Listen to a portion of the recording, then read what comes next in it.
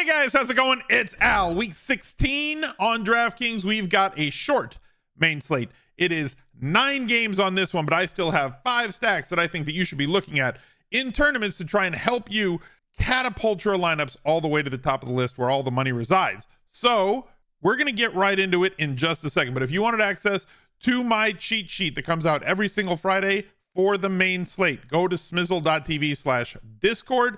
You can become a server subscriber right there for $5 a month. Gives you access to all the VIP channels where you can surround yourself with people trying to get better every single day at daily fantasy, no matter the sport, whether it's NFL or MLB or NBA, golf, hockey, no matter what, you'll have people to talk to try and figure out what the best route is on that slate. And you'll get access to the weekly cheat sheet that comes out every Friday afternoon of the regular season for NFL. So thank you guys for being here. Drop a like on the video, subscribe to the channel, ring the notifications bell. Get to these stacks. Let's go. He's a legend. The Smiz Gang Listener League for week 16 is posted. It's 3,500 seats in it, 3 max, $10 to enter. But because it's no rake, it does not exist in the DraftKings lobby. You have to use my link to get there. So go to smizzle.tv/links. You'll find the link to the Smiz Gang Listener League as well as everything else. The Discord, the fantasy football channel separate from this main channel where I put out a recap video in which I go over everything that happened to me from the previous week, breaking down the cheat sheet, my cash game lineup, my tournament lineup, high stakes, and millionaire maker. Everything is there, and we shout out the top 10 finishers of the previous week's Listener League. So make sure that you go to smizzle.tv/links and check out everything. Click all the things. It costs you nothing. Right now, we got the Lions and the Vikings. 47 is the total here. Might be a tasty spot to attack with that high total. And indoors, we have the Packers and the Panthers, 37.5. There is the total.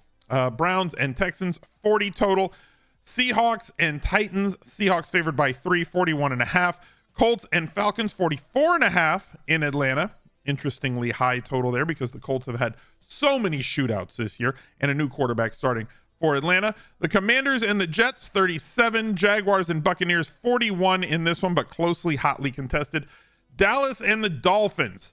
Dolphins favored by 1. Highest total on the slate at 50. It's going to be expensive if you try and go after that stack. Cardinals and Bears. Obviously, Justin Fields is attached to the hip of my brand at this point. They're favored by 4. 43 is the total here. Solid total, team total for the Bears in this one against an Arizona team that's gotten trounced all year in the last game of the slate on this one. Few afternoon games and higher totals on those as well. Our first stack is going to be Justin Fields. 7,100 for him brings to you an awful lot of rushing upside. And we've seen him explode a couple of times this year for 4 touchdown games.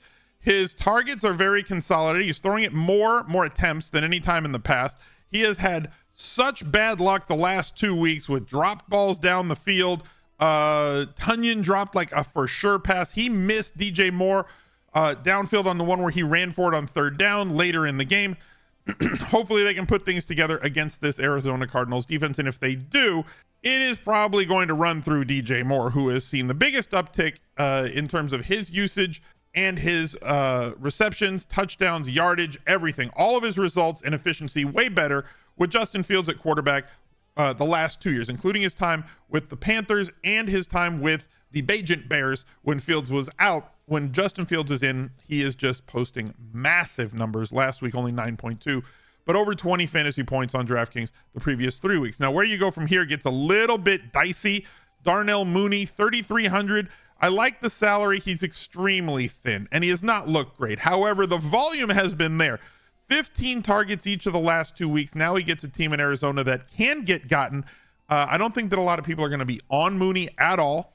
And it could keep you away from having to go to tight end as the second best option when healthy. Again, limited participant in Thursday's practice.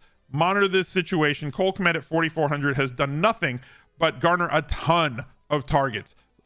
Since the first half of the year when he was bouncing all over the place, very consistent usage. Second half of the season, 7 targets, 7 targets, 7 targets. 4 against Detroit the first time, sure. 7, 8, 10, just getting peppered with targets, whether it was Bajent or whether it's Justin Fields. So bigger upside, in my opinion, with Fields because of his downfield ability and their ability to sustain more drives when Fields has been the quarterback, whether it was via his legs or via his arm. As I said, if you're going to go with Kmet, the best bring back on the other side, don't really love Connor in this spot, but I get it. He's actually quite good at 5,900. He's not going to be widely held. Trey McBride is the best bring back on the other side. If you go with Mooney, it doesn't lock up the flex with a second tight end. You can feel free to go for it, as his usage has been absolutely tremendous. He will be somewhat chalky, though. Our second stack on the day is going to be Dak Prescott. As I said, watch how pricey this gets, right? Granted, we got the 7 last week in Buffalo. Bad situation. Now they travel to Miami. Weather should be better. We'll see by the weekend. But like multiple touchdowns in so many games this year, and this ridiculous hot streak that thudded to a stop against the Buffalo Bills. Before that, 2 touchdowns against Philly, 3 against Seattle, 4 against Washington, 2 against Carolina, 4 against the Giants. They pass more than expectation, more than most teams. This game has a possible nuclear ceiling. Yes, the Cowboys have been one of the better teams in terms of muting opponents' EPA per play with their defense, which is a stellar defense, but Miami and their coaching staff and their weapons do more to get their guys into space and attack than any other team in the league. So I think this is better as a secondary stack. It does grade out somewhat fine. You just have to take a little bit of a gamble. So the most sure thing is CeeDee Lamb, but at 9,200, he's hella expensive. So is Tyreek Hill on the other side at 9,600. Ferguson would be, he's been really solid. He'd be a perfect option as a part of this Dak stack. If Dak has himself a 2-3 touchdown game, Ferguson more often than not has a possibility of getting dragged along at a separator position like tight end. And then the other players, Cooks would be my second best or second favorite wide receiver on Dallas, not pass catcher, but specifically wide receiver. You can include Pollard in these stacks if you want to, because he has had games where he has flashed with 8 targets, 6 targets, 5 targets, and correlated somewhat well with Dak Prescott, though his touchdowns have been basically on the ground this year and none involved in the passing game. Does have that big playability. Gallup has been splitting a lot of time. Not really thrilled with him. You'd need an injury to get past that. So like, I really feel like it's somewhere in that range. Ferguson Cooks gives you that leverage. Lamb's going to soak up a lot of usage. So you're just hoping if you play him that he's not going to run away from everything and the touchdowns go to other players. Bringing it back with Miami would be somewhat tough. Let's head over to Underdog Fantasy and take a look at what they've got. They've got these great pick'ems, right? So like, we can collapse all of these. I'm going to bring up a couple of guys. Let's get Dak. And let's go higher than 275 passing yards in the hopes that that game shoots out. And let's take a look at Fields, not Baker Mayfield, not yet. And let's say he's got, I don't know, let's go higher than 9.5 rush attempts in this game, right? No, I don't want that. Let's go higher than 27.5 passing attempts against Arizona.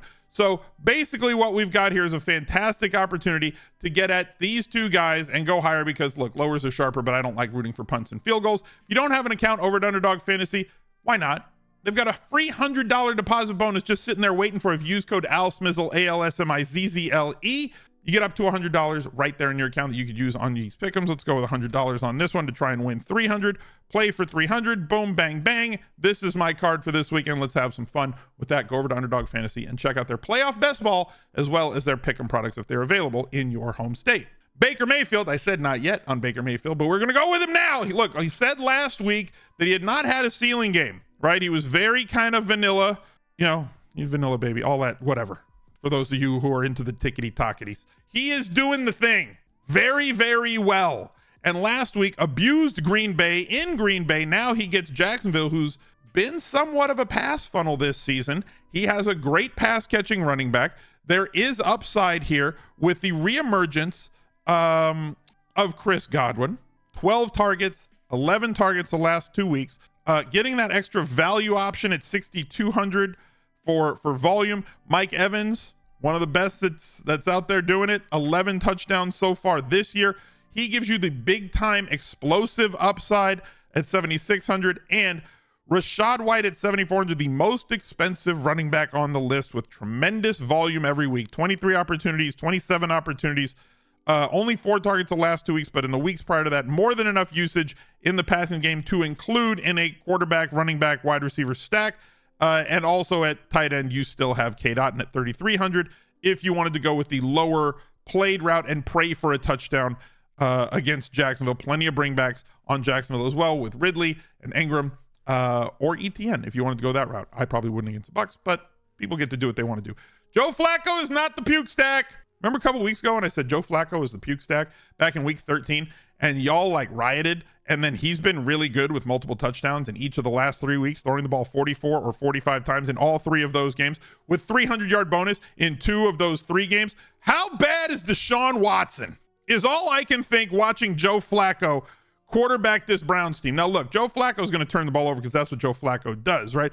3 interceptions, 2 turnovers against Jacksonville, including that fumble that he lost, and 1 interception against the Rams. So like, there's definitely the possibility that he turns it over against this young, excitable Houston Texans defense, but like, good weather game and plenty of weapons at his disposal. We know that he has done historically on his career, he has just peppered. We know that historically on his career, he has peppered David Njoku, or peppered any tight end, with targets, and he has done no different since taking over the starting job. 22 targets the last 2 weeks, 28 the last 3 weeks, 100 yards against Chicago, 91 here, 3 touchdowns the last 2 games. David Njoku leading the league at tight end with yards after the catch. So whether he's able to get loose downfield or whether they are going to throw him the ball underneath, he has the ability to get downfield and score you a touchdown. Amari Cooper, 22 targets the last 2 games. 6,400. This is a very easy value stack to get to if you wanted to pay up, I don't know, for like, some other premium stacks on other teams that you might want to go after, like the high dollar players on other teams. You're going to need to find a value correlation. Moore is 4,200 if you wanted to go that way. I'm not going to correlate through the running back with this one, even though Ford gets some touches. He doesn't get enough overall usage, though he does have 11 targets the last 2 weeks. He doesn't get enough usage, not like a Rachaad White, who can get there on his own with usage in the passing game and not threaten your quarterback. Our last quarterback on the list, now this is the puke stack. It's Nick Mullens and the Minnesota Vikings going up against Detroit. That's as pukey as I can get for you. Detroit was a really good defense first 4 to 6 weeks of the season, then the wheels have fallen off the cart. And they've basically turned into a carnival team. You remember when the Dallas Cowboys, for those of you longer-term viewers on the channel, Cowboys had an unstoppable offense, and they had a completely penetrable defense. You could just get at the Cowboys anytime you wanted. The Chiefs used to be that way a few seasons ago. Sadly, they are not anymore. Nick Mullens, in his first game as a starter, completed 26 of 33, 78% for 22 DraftKings points. Doesn't have to do all that much for you at 5,300. This guy's good. He's quite good at football. 10 more targets. 84 yards, no touchdown, had a long of 19 in that one, 8,100. It seems like a value price for him, considering that Tyreek Hill's 8,600 and CeeDee Lamb is 9,200. Like, you can get to Justin Jefferson. 6,000 for Addison. You can get to him too. 2 touchdowns, 6 targets last week. Now, one of those touchdowns was certainly an interception-worthy throw on a terrible scramble. It was bad play by Mullens, but like, it turned out well. It's one of those things where, like, if you're a coach, you ever coach like your kids' basketball teams, you're like, no, don't shoot that, and it goes in, good shot. That was that touchdown to Addison. 6,000 for him. Differentiator at 5,800 at the tight end spot. Double digits, like in most of his games this year, only 2 where he's had under 10, averaging 15.2. We know that he's got a 30-point ceiling in him. Whether it's with JJ or without JJ, there are so many options for Nick Mullens to throw the ball to. And this is going to be direct leverage off of Ty Chandler, who's 5,600 and should be tremendous chalk this week against Detroit at home, now that he has wrested the job away. 27 opportunities his first game back. Now, some people can say, can I pair Ty Chandler with Nick Mullens? I mean, you could, but the whole point is to leverage off of that chalk with the passing game in the hopes that Chandler does not have touchdowns and Nick Mullens throws like 3 somehow to these 2 of these 3 guys. Gives you a way to leverage the field. Let's go over to Fantasy Labs. And if you do not have an account at Fantasy Labs, the 6-month option is the best one. But to get that, you got to go to smizzle.tv/labs with an uppercase L. And that would get you 6 months of NFL, college football, NBA, baseball when that starts in April, golf, NHL, projections, and a lineup builder for all of those. Here's where I start. You guys can just pause and check those out. I put in this custom one. Give me one player under 12% at running back or wide receiver in each lineup. We'll apply those settings. We will generate these lineups to see what we got to get, but realize you're not just going to click the generate button. If you wanted 5 tips, though, to make you a better daily fantasy player, why don't you give a couple of seconds and take a look at this video right here, which is going to talk to you for about, 15 minutes. If you wanted to be a better player, there's 5 quick tips to help you be better at DraftKings. I wish you the best of luck this weekend. Bye.